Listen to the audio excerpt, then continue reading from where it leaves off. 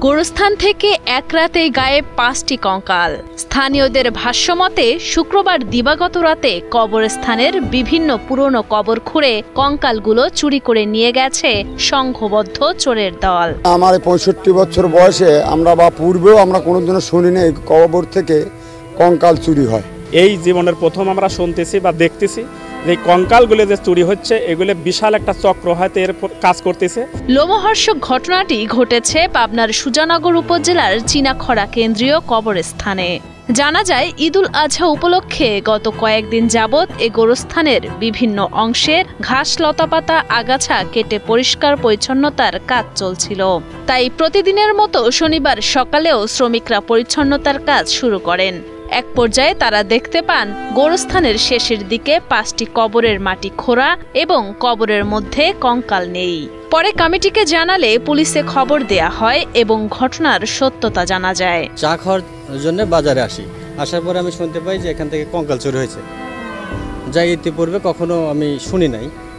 এটা খুবই ন্যাক্কারজনক একটা ঘটনা। সরকারিভাবে একটু তদন্ত করে এইগুলো বন্ধর ব্যবস্থা করলে হয়তো আমরা এলাকাবাসী একটা নিশ্চয়তা পাবো এবং আমরা শান্তিতে বসত করতে পারবো। স্থানীয়রা জানান যেসব কবরের কঙ্কালগুলো চুরি হয়েছে সেসব কবর ৩ মাস থেকে ২ বছরের পুরনো। কঙ্কাল চুরি হওয়ার ঘটনায় উদ্বিগ্ন হয়ে পড়েছেন স্বজনরা। তারা অবিলম্বে এ ঘটনার সাথে জড়িতদের দৃষ্টান্তমূলক শাস্তির দাবি জানান। এই কবরটা আমার মুলিক কাকার, এটা ১৩ মাস আগে দাফন করা হয়েছে। আমি দাফনের সময় ছিলাম, তো জানতে পারলাম যে কঙ্কাল নিয়ে গেছে। তো এলাকায় এভাবে যদি কঙ্কাল চুরি হয় তাহলে আমাদের কবরস্থানের নিরাপত্তা নাই। ডান পাশে যে কবরটা দেখতে পাচ্ছেন এটা এই ১২-১৩ মাস আগে দাফন হয়েছে, এটাও নিয়ে গেছে। ওটাও আমার এক আত্মীয়।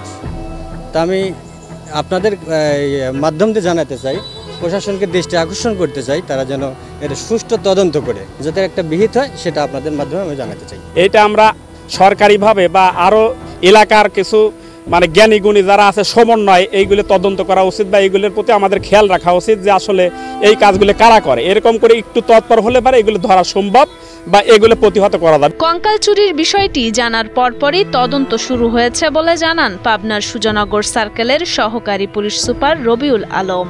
আমরা এসে দেখলাম যে ৫টি কবরে খোঁড়া আছে মাটি।